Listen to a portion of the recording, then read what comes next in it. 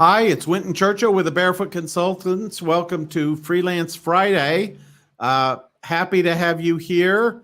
Happy to have those listening by the playback that are listening to the recording. Happy to have those of you that are listening live.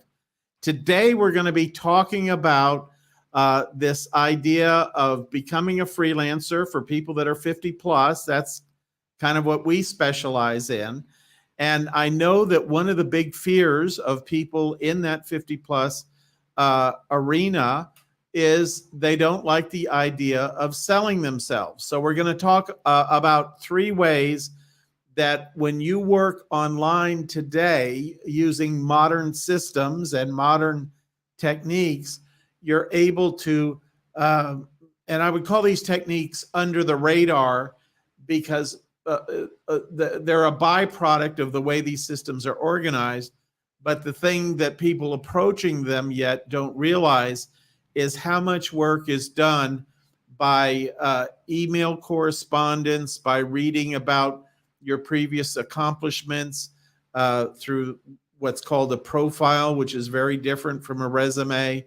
And that's a fundamental thing that people don't understand. They think I got to put my resume up there, and no, they don't want to see your resume. They want to get something that's more conversational and talks about who you are and what kind of work that you can do for them.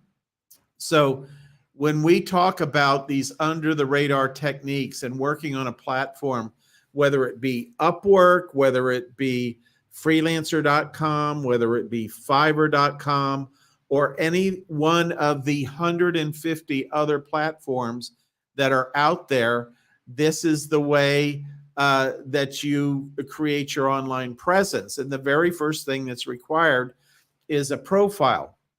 And most of our resumes in years past were accurate. In many cases, they might have had the best spin on things.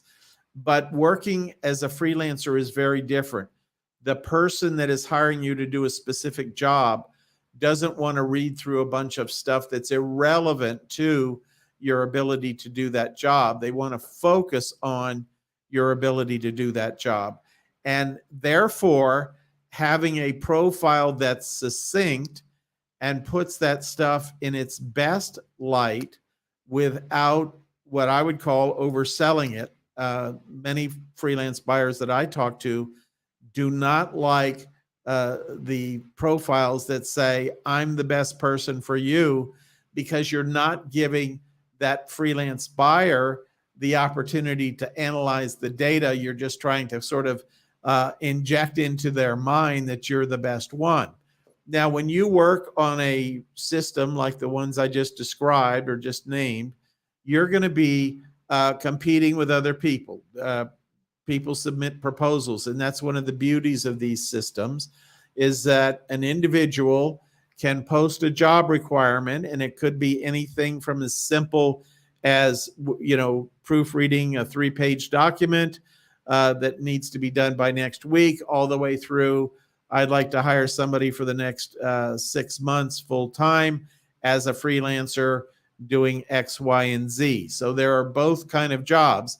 And certainly I suggest that as you begin, you start off with the simple jobs. It's not so important that you knock the hourly earnings out of the park as it is that you get comfortable with proposing on jobs, winning jobs, delivering jobs, and then all the ins and outs of using the transaction system that lets you receive the money and then deposit it into your bank account or your PayPal account or wherever you'd like that to go. So the idea of this profile is that it does your selling. I know today that most jobs, from my perspective, as I work with people every day that are working in these systems, you never have a conversation with the person that's hiring you. I mean, it does happen sometimes, but it's very rare. Most people, if you've written a good profile and you have good supporting materials that go along with that, they are happy to give you a job. And there's a method to their madness. Usually they're not going to give you the big job. they're going to give you a smaller job just to see what you're like to work with. Do you turn in things on time? Does it look neat? Is it free of typographical errors and grammatical errors? That kind of thing. We call these audition jobs. And this is what most freelance buyers will start with. I was working with one of our members recently who had bid on quite a number of jobs and had not received the, had not been awarded a job and was wondering what was wrong. And I went in and looked at their account. Their profile looked pretty good. Their proposals looked pretty good. But what they were proposing on was jobs that are $5,000 and $10,000 and $15,000. And these are not good jobs to work on as you first get into the system. So that is something to know. When somebody has something simple like a 3-page kind of document they want you to proofread, they don't need to have a phone conversation with you. They can award you the job, pay you $25 to do it, and then they have a real good idea of what kind of work product you turn in and whether you meet deadlines and all that kind of stuff. So very important to get that profile just right, so it doesn't it informs the potential buyer, but it doesn't put them off. And some of the things that put off buyers are boasting that you're the best. I reviewed a profile lately from somebody who had tried to work on one of these systems, and as I broke it down, they had 7 sentences in their profile, and 6 of them began with the word I. And when you use the word I at the beginning of the sentence, it sounds much more like you're bragging rather than informing. So there's things that you can do to soften that I and to soften the appearance of that being some kind of boasting. And so rather than saying, I did this, you would say something like, my 40 years of experience working in this field, whatever the field is, means that you'll have a person on your team that has decades of meeting strict deadlines and delivering the highest quality work. And so that's how you do that. And that sounds a lot better to the buyer, because they want somebody on the team, number one. They want somebody who delivers on time. That's number 2. And number 3, they want somebody who delivers their work product, whatever that might be, in a professional way. So these are some of the things that we focus on as we're training people 50 plus to do this kind of thing. Now, the other thing that happens in working in the freelance world today through one of these networks is you have the opportunity to put samples of your previous work that you've done. And of course, a lot of people that we work with are coming from a career, and there's 2 problems with their previous work. Sometimes, they're told, hey, you're a really good writer. When you retire or when you leave this position, if they're participating in the Great Resignation, you should do writing. I know a number of people, as I worked in various companies over the years, that I thought were great writers, and I would always turn to have them proofread a proposal or something I was sending as correspondence to an important client, that kind of thing. So having that evidence of what you've done is good. The problem is, a lot of times you can't share that because it's protected by the company confidentiality agreement. And in those cases, what you can do is you can make up a representative sample. So if you had a representative, or if you had an example, you know what you wrote to a client as part of a proposal or a project or something like that, you could basically just duplicate that document without the sensitive information in it and not identifying any of the parties involved, so you're not violating your company confidentiality agreement, and use that as your example. In other cases, you could I worked with somebody recently that wants to do writing, and they were bemoaning the fact that, gee, I haven't been paid to write professionally. That doesn't matter. And I said, have you ever written for a church newsletter or hobbyist organization or that kind of thing? And the person had a hobby, and they had written several articles for a newsletter on that hobby. And we took a look at them, and as it turned out, those were perfect examples to use. It showed a really good writing style. Doesn't matter that this person was not paid to write those articles. That was done as a volunteer in their activity. Of course, lots of people have things that are not bound by confidentiality, that are not bound by, security sorts of things, non-disclosure agreements, that kind of thing. And you can bring that into what you're doing. If you did write an article for your company newsletter, or you did write an announcement of a product introduction or something like that, those are great things to bring to what's called your portfolio, where you show samples of your work. And even if you don't have samples, when somebody wants to be a writer and says, I don't have any samples, I don't know where to go on this one, I suggest that they write a 400 to 500 word article on a topic that is interesting to them. And, I share with them how they can get some templates that will help them organize the material. And then they write those articles. And these are typically things that take 2, 3, 4 hours to do. But in that period of time, maybe 2 or 3 times that, because you're making multiple copies of this, you have examples of your writing style.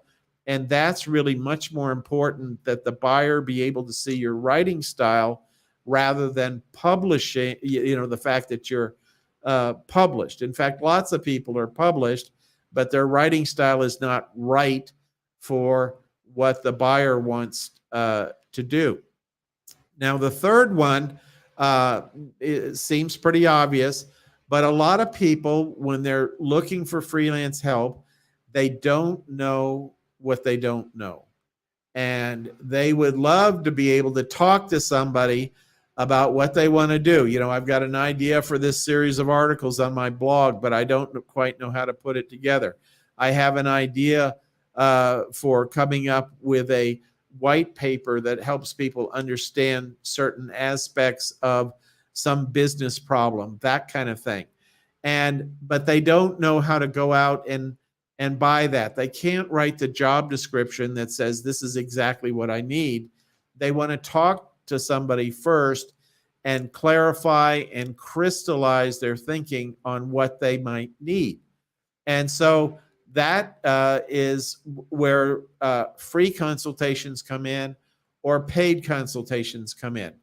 A lot of the free consultations work very well because, of course, somebody does not have to pay for that. They can get either a 30-minute or a 60-minute are typical for free consultations, and they have an opportunity to talk with you, to experience you, to get to know you a little bit, to see what your temperament is like, to see what your knowledge base is like, that kind of thing.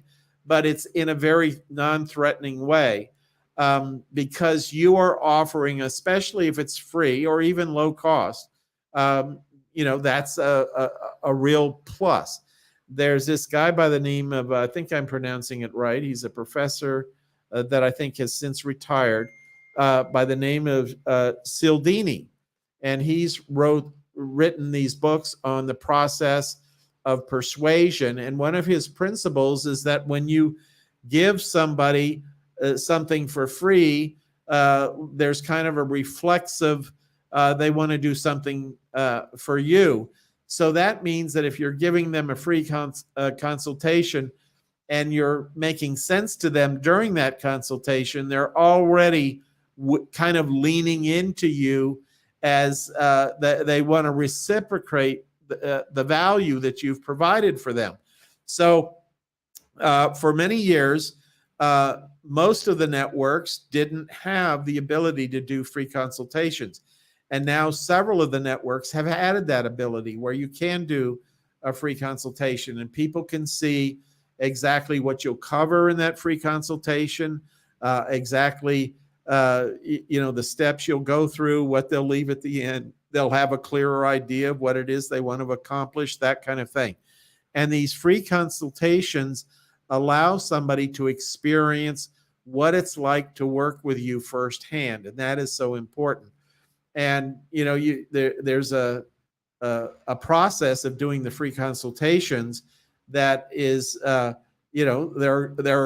a spectrum. There's good and bad, and if you come across as being aloof, not very forthcoming, as being I'm not going to give you the really good stuff until you start paying me. That kind of attitude kind of seeps into your conversation, the tone of your voice, that kind of thing. And usually those don't result in business. But if you have those conversations, you give freely of information. Most importantly, you listen to your client and understand what questions they want answered in all of this. This is a great way to influence that prospective client to become a client in a way that is ethical. It's you providing a small taste of the services that you would provide in the way that you would provide them, and that's very valuable. Now, some people say, well, I don't like the idea of providing free consultations. I like the idea of having paid consultations. And certainly in many fields, that helps sort out the tire kickers from the people that really want to do business. If somebody will pay $40 for a free consultation, even if you're $100 an hour kind of a person, at least they have some skin in the game. I mean, that's the colloquial phrase, that when they pay that amount of money. The way I suggest freelancers do this that I counsel is they start out with the free consultations. They see how many they get and how that flows. And they use that as kind of their off-Broadway version of giving those consultations. And after all, they are free. So it gives you a little bit more permission to kind of work out your style of holding those calls. Once you have too many calls, or you can see that the arc is on its way, too many free calls, then you have the opportunity to start charging for calls. So the strategy might be you do a free call for 30 minutes, or you do a paid call for an hour. And, just right there, it sorts out the people that are more serious. You still will have a few of the 30-minute consultations for free, but you begin bringing in those people that say, I know I need to talk to somebody for an hour, maybe two, about this, just to get my head wrapped around what I really want to do with this.